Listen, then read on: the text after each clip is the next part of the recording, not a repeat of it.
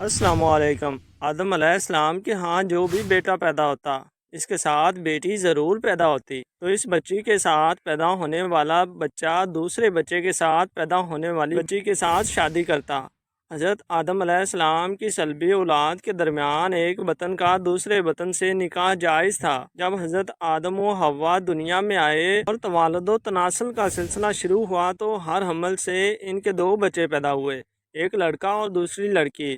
اس وقت جب کہ آدم علیہ السلام کی اولاد میں باجز بہن بھائیوں کے کوئی اور نہ تھا اور بھائی بہن کا آپس میں نکاح نہیں ہو سکتا، تو اللہ تعالیٰ نے اس وقت کی ضرورت کے لحاظ سے شریعت آدم علیہ السلام میں یہ خصوصی حکم جاری فرما دیا کہ ایک حمل سے جو لڑکا اور لڑکی پیدا ہو وہ آپس میں حقیقی بہن بھائی سمجھے جائیں گے اور ان کے درمیان نکاح حرام ہوگا۔ دوسرے حمل سے پیدا ہونے والے لڑکے کے لیے پہلے حمل سے پیدا ہونے والی لڑکی حقیقی بہن کے حکم میں نہیں آئے گی کہ ان کے درمیان رشتہ جائز ہوگا۔ حضرت آدم علیہ السلام کی شریعت میں ضرورت توالد و تناسل کی وجہ سے یہ جائز تھا، اس کے علاوہ اور کوئی شکل نہ تھی تو اللہ تعالیٰ نے اس وقت جائز فرمایا تھا۔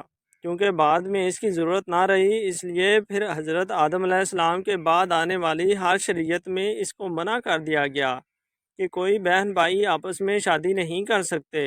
تو حوا رضی اللہ تعالیٰ عنہ کے بطن سے حضرت آدم علیہ السلام کی 40 اولادیں ہوئیں ناظرین، اور ان کا باہم نکاح درست نہیں تھا، جبکہ دوسرے حمل سے پیدا شدہ پہلے والوں کے لیے اس طرح تھے جیسے چچیرے ہوتے ہیں۔ یہی وجہ ہے کہ قابیل نے حابیل سے اختلاف کیا۔ قابیل کے ساتھ جو لڑکی پیدا ہوئی وہ بے انتہا خوبصورت تھی، جبکہ حابیل کے ساتھ جو لڑکی پیدا ہوئی وہ اتنی خوبصورت نہ تھی۔ حضرت آدم علیہ السلام کی شریعت کے مطابق جب یہ جوان ہوئے تو قابیل کی شادی حابیل کی بہن سے ہوئی تھی اور حضرت حابیل کی شادی قابیل کی بہن سے ہونی تھی، لیکن قابیل اپنی بہن کو پسند کرنے لگا اور وہ اس سے شادی کرنا چاہتا تھا، جبکہ شریعت آدم میں اس کی ممانعت تھی۔ ایک ہی عمل سے پیدا ہونے والے بچوں کی آپس میں شادی نہیں ہو سکتی، لہٰذا جب یہ صورتحال زیادہ بگڑ گئی تو حضرت آدم علیہ السلام نے ان دونوں کو اللہ کی راہ میں قربانی پیش کرنے کو کہا اور بتایا کہ جس کی قربانی کو آسمان سے آگ آ کر کھا جائے گی تو سمجھنا کہ اس کی قربانی قبول ہو گئی۔ قابیل کھیتی باڑی کا کام کرتا تھا، حضرت حابیل علیہ السلام بکریاں چرایا کرتے تھے۔ حضرت حابیل علیہ السلام نے اللہ کے سامنے ایک بکری کا بچہ پیش کیا اور قابیل نے ایک گٹھا لیا اور اس کو اللہ کی بارگاہ میں قربانی کے لیے رکھ دیا، چنانچہ حضرت حابیل کی قربانی قبول ہو گئی، جس پر حابیل علیہ السلام کہنے لگا کہ میرے والد صاحب نے میری قربانی قبول ہونے کے لیے دعا کی ہوگی، جس کی وجہ سے اللہ تعالیٰ نے میری قربانی قبول فرمائی۔ روایات میں آتا ہے کہ حضرت حابیل علیہ السلام قابیل سے زیادہ جوان اور بہادر تھے۔ حابیل نے اپنے بھائی کو کہا کہ اگر تم مجھے قتل بھی کرو گے تو تمہارا مقابلہ نہیں کروں گا، میں چاہتا ہوں کہ قیامت کے دن تو میرے گناہوں میں شمار ہو کر آئے۔ حابیل نے ایک دن غصے میں آ کر حضرت حابیل کو پتھر مار کر قتل کر دیا۔ حضرت حابیل کو قتل کرنے کے بعد قابیل بہت ہی دکھی اور پریشان رہنے لگا۔ قابیل اپنے بھائی کی لاش کو کندھوں پر اٹھا کر کئی دنوں تک گھومتا رہا کہ اب اس کا میں کیا کروں۔ پھر اللہ تعالیٰ کے حکم سے دو کوے آپس میں لڑنے لگے، ان میں سے ایک کوے نے دوسرے کو مار ڈالا۔ یہ سب کچھ قابیل دیکھ رہا تھا۔ کوے نے اپنے ساتھیوں کو کوے کو مار کر اس کو زمین میں دفن کر دیا۔ قابیل نے بھی کوے کو دیکھ کر اپنے بھائی کو زمین میں دفن کر دیا۔ اس کے بعد قابیل اپنی سگی بہن کو لے کر وہاں سے بھاگ نکلا۔ اس کی وجہ یہ تھی کہ شیطان قابیل کے پاس آ کر اس کے دل میں یہ ڈر ڈالتا تھا کہ تم اپنے بھائی کو قتل کیا ہے، اب تیرا باپ تجھ کو قتل کرے گا۔ اس ڈر کی وجہ سے قابیل وہاں سے اپنی بہن کو ساتھ لے کر بھاگ گیا۔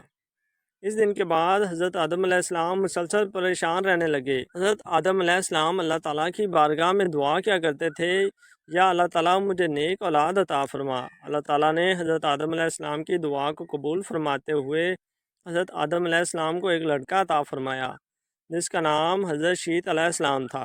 حضرت شیت علیہ السلام جوان ہوئے تو حضرت آدم علیہ السلام نے اپنا جانشین شیش علیہ السلام کو مقرر کر دیا۔ ان کو حکم دیتے ہوئے کہا کہ اپنے بھائی قابیل سے ہمیشہ دور رہنا۔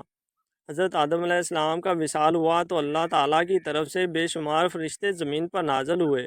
انہوں نے حضرت شیش علیہ السلام کو اپنے باپ کو دفن کرنے کا طریقہ بتایا۔ اس کے بعد بی بی حوا کا وصال بھی ہوا۔ اس کے بعد زنا کی شروعات ہوئی۔ اس کے بعد ایک وادی میں قابیل اور اس کی اولاد رہنے لگے۔ شیطان ایک آدمی کی شکل میں ان کے پاس آیا۔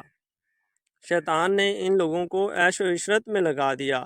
شیطان نے ان کو ایسے ایسے کپڑے اور گانے بجانے کے طریقے سکھائے کہ وہ کبھی بھی ان کو بھول نہ سکے۔ انہوں نے ایک دن میلے کے لیے مقرر کیا جس پر وہ برہنہ عورتیں اور مرد اکٹھے شرکت کرتے۔ اس میلے پر طرح طرح کے گانے اور موسیقی کی آوازیں آتی تھیں۔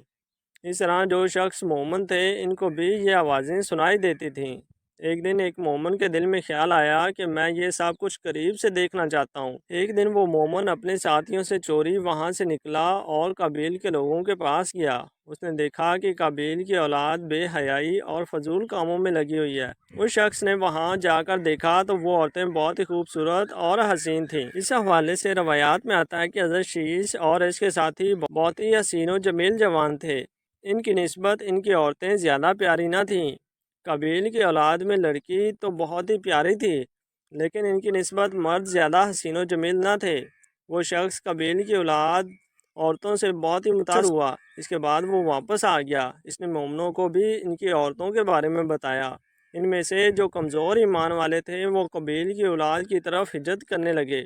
کافی حد تک مومن بھی قابیل کے فتنے میں شامل ہو گئے اور فضول کاموں میں شامل ہوتے جا رہے تھے۔ اس طرح وہ ایک دوسرے کی طرف مائل ہوتے گئے جہاں سے زنا جیسے کبیرہ گناہ کی ابتدا ہوئی۔ روایات میں آتا ہے کہ حضرت شیش علیہ السلام کے ساتھ رہنے والے ساتھیوں کی تعداد بہت ہی کم رہ گئی، جبکہ قابیل کا گروہ کافی مضبوط اور طاقتور ہو چکا تھا۔ وہ حضرت شیش اور ان کے ساتھیوں کو تنگ کرتے رہتے تھے، ان کو طرح طرح کی تکلیفیں دیا کرتے تھے۔ اگر دیکھا جائے تو زنا اس وقت ہی شروع ہو گیا تھا جب قابیل اپنی بہن کو لے کر وہاں سے بھاگ نکلا تھا۔ اس نے اپنی بہن کے ساتھ ہی اپنی اولاد کو جنم دیا۔